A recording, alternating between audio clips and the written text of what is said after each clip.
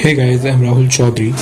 Today I'm going to teach you about how to prepare revaluation account of class 12th subject account.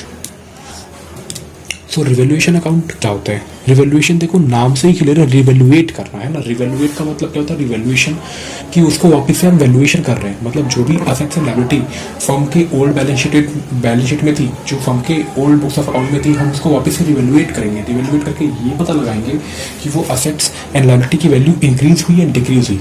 जैसे कि suppose अगर कोई एक machinery जो पुराने बैलेंस शीट में थी वो सपोज 80,000 की थी, अब उसकी वैल्यू जो हमने अभी रिवैल्यूएट करी तो क्या हुआ कि वो 60,000 की पाई गई। इसका मतलब वहाँ पे हमें क्या पता लगा कि उसकी वैल्यू डिक्रीज हो गई 20,000 से। इसका मतलब वो लॉस है, या और भी जितनी असेट्स एंड लायबिलिटी हम सबकी वैल्यू को चेक करेंगे रिवैल्यूएशन के बाद वो इंक्रीज हुई या डिक्रीज हुई, और उसके कारण जो भी प्रॉफिट या लॉस आता है वो ये अकाउंट फाइंड आउट करके देते हैं, और जो भी प्रॉफिट या लॉस आता है वो हम पार्टनर्स के कैपिटल अकाउंट में बांट देते हैं। तो आइए हम डेफिनेशन पर चलते हैं रिवैल्यूएशन अकाउंट के।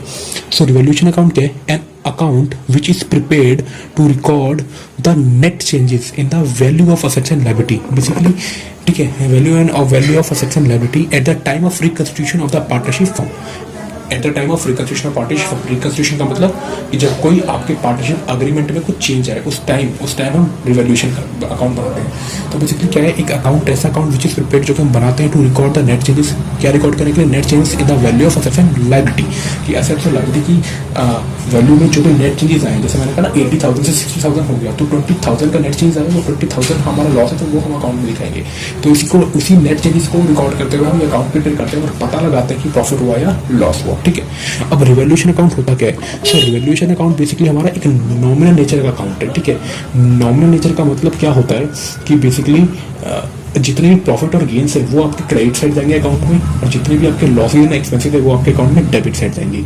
सो याद रहे, रिवैल्यूएशन अकाउंट हमारा नॉमिनल नेचर का है, यानी loss and expenses debit side. ठीक है, मतलब loss and expenses debit side, ठीक है, and profit and gains credit side. Simple सा फॉर्मेट है, मैं आपको फॉर्मेट को भी करा रहा हूँ। रिवैल्यूएशन अकाउंट का यहाँ पे डेबिट होता है, यहाँ पे क्रेडिट होता है, फिर यहाँ पे पर्टिकुलर अमाउंट। ठीक है, सो चलते हैं। सो रिवैल्यूएशन अकाउंट, अच्छा अब प्रॉफिट कब होगा? तो असेट्स एंड लायबिलिटी के कंटेक्स्ट में पहले बता रहा हूँ मैं आपको।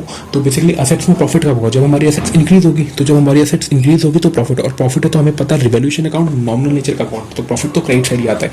दैट्स व्हाई अगर असेट्स में इंक्रीज होती है तो असेट्स तो प्रॉफिट होगा, इसलिए क्रेडिट साइड, और अगर असेट्स की वैल्यू डिक्रीज होती है तो लॉस है तो डेबिट साइड, क्योंकि एक्सपेंस है।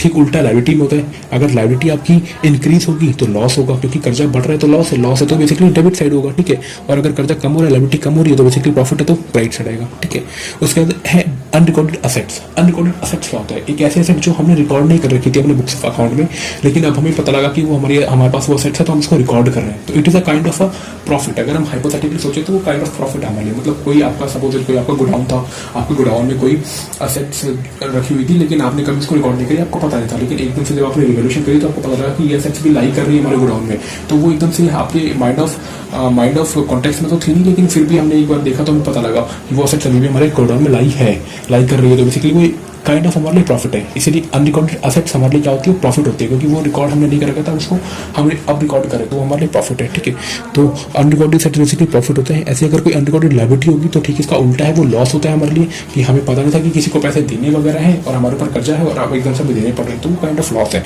इसलिए डेबिट साइड आता है। ठीक है, फिर यहाँ पे टू कैश है। इस टू कैश का मतलब क्या है? जैसे किसी पार्टनर को हमें कुछ एक्सपेंस वगैरह पे करना है, लाइक रेमुनरेशन वगैरह, वेजी सैलरी, या कोई फर्म का एक्सपेंस है तो वो पे करना है, तो एक्सपेंस है तो बेसिकली डेबिट ही होगा, कोई नॉमिनल नेचर का अकाउंट है, इसलिए टू कैश। उसके बाद हम टोटलिंग करते हैं डेबिट एंड क्रेडिट साइड की। अगर टोटलिंग क्रेडिट साइड की ज़्यादा है, डेबिट साइड की कम है, तो शॉर्टेज वहाँ पे आ रही है तो प्रॉफिट निकल जाएगा, और अगर शॉर्टेज यहाँ पे आ रहा है तो फिर लॉस निकल जाएगा। ठीक है, फिर इस अकाउंट को बनाने टाइम हमें कुछ इंपॉर्टेंट फैक्ट है जो याद रखने चाहिए, वो एक एक करके हम चलते हैं नोट पे। तो सबसे पहले reserve, goodwill and capital not, इसका मतलब कि हम इसको रिकॉर्ड नहीं करेंगे, मतलब शॉर्ट फॉर्म में याद करने के लिए RGC बोल देते हैं। ठीक है, कि RGC रिवैल्यूएशन अकाउंट में नहीं रिकॉर्ड किया जाता, मतलब रिजर्व, गुडविल और कैपिटल रिवैल्यूएशन अकाउंट में नहीं रिकॉर्ड किया जाता। ठीक है, उसके बाद है टू और एट। टू और एट का मतलब होता है डिफरेंस। इस केस में हम डिफरेंस लेते हैं। क्या मतलब, जैसे कि होता है ना कि मशीनरी रिवैल्यूएट एट 80,000 या 60,000, मशीनरी रिवैल्यूएट 60,000। इसका मतलब क्या था कि 80,000 से रिवैल्यूएट होकर 60,000 होगी। तो टू आ रहा है ना, टू का मतलब बेसिकली क्या हो गया कि यहाँ पे डिफरेंस लेना है, तो वो 20,000 आएगा जो भी है अकाउंट में। फिर बाय और फोर, बाय और फोर तो आता है फुल अमाउंट। बाय और फोर का मतलब क्या होता है कि लाइक मशीनरीज इंक्रीज बाय 40,000, तो इंक्रीज बाय 40,000, बाय का मतलब पूरे 40,000 से मशीनरी बढ़ी है, तो नेट चेंज ही 40,000 है, तो वो हम 40,000 ही प्रॉफिट शो करेंगे। तो बाय और फोर आएगा तो फुल अमाउंट, टू और एट आएगा तो डिफरेंस लेते हैं, ठीक है। फिर ओवर वैल्यूड, ओवर वैल्यूड का मतलब क्या होता है कि अगर मैंने जैसे पहले एसेट्स को ओवर वैल्यूड, एसेट्स को ओवर वैल्यूड का मतलब क्या कि एसेट्स को हमने ओवर वैल्यू करके दिखा रखा है, मतलब एसेट्स हमारी उतनी है नहीं लेकिन हमने उसको ओवर वैल्यू कर रखा है। तो कहीं ना कहीं अगर हम हाइपोथेटिकली सोचें तो हमारा लॉस ही तो है, एसेट्स उतनी है नहीं लेकिन हम ओवर वैल्यूड कर रहे हैं बुक्स ऑफ अकाउंट में, इसका मतलब हमारी लॉस है, इसलिए एसेट्स का ओवर वैल्यूड लॉस होता है। और अगर लायबिलिटी हो, ठीक है, और अगर लायबिलिटी का ओवर वैल्यूड है तो हमारे प्रॉफिट है। ओवर वैल्यूड ऑफ लायबिलिटी का मतलब क्या है कि लायबिलिटी में लोगों को दिखा ज्यादा रखी है, एक्चुअली में है नहीं, तो कहीं ना कहीं वो हमारे प्रॉफिट या पे हमें कमी करना है, हम बस दिखा ज्यादा रहे हैं, इसलिए वो कहीं ना कहीं प्रॉफिट होता है, इसलिए प्रॉफिट, ठीक है।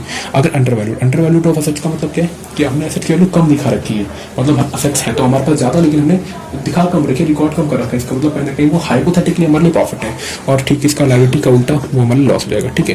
फिर अनरिकॉर्डेड एसेट्स, अब मैंने कहा था यहाँ पे अनरिकॉर्डेड एसेट्स तो किस किस नाम से आता है क्वेश्चन में, प्रीपेड एक्सपेंस और अक्रूड इनकम के नाम से होता है ना। अक्रूड इनकम का मतलब बेसिकली ऐसी income earn but not receive yet, ठीक है।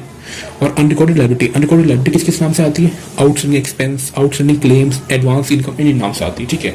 सो इस वीडियो में मैं आपको इसके बारे में डिस्कस करूंगा, बाकी नेक्स्ट वीडियो में जो रिवोल्यूशन अकाउंट के जो इंपॉर्टेंट पॉइंट्स हैं और जो पेपरों में आए हुए क्वेश्चंस हैं मैं वो क्वेश्चंस लेके आऊँगा नेक्स्ट वीडियो में।